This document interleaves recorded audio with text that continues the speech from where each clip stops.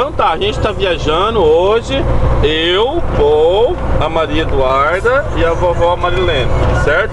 Eu vou passar pra nossa repórter, a Maria Eduarda, e ela vai fazer os comentários, tá bom? Então tá.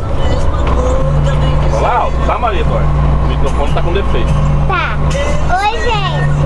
Oi, eu sou a Maria Eduarda e hoje a gente tá viajando aqui.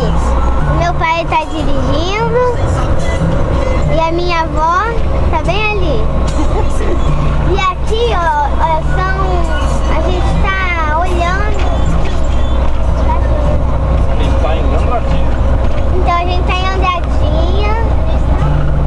Estado de São Paulo. Estado de São Paulo, Andradina e Estado de São Paulo, olha. A gente tá lá na estrada e aqui, ó os carros passando.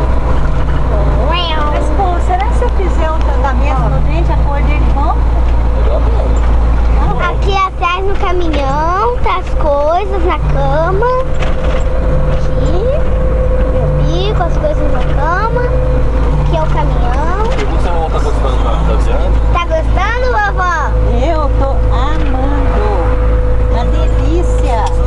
Bom demais.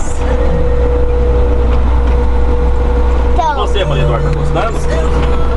eu tô demais.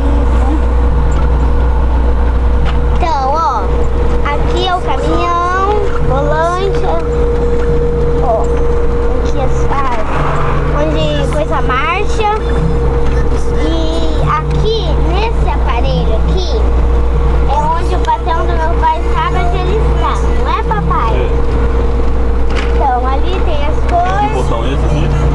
Esse botão vermelho que o meu pai está apontando, aquele botão vermelho que o meu pai estava apontando, é assim: se por acaso assaltar a gente, ele aperta naquele botão e uma secretária que está em algum lugar por aí, lá do trabalho dele, fala pro patrão dele que ele tá em perigo.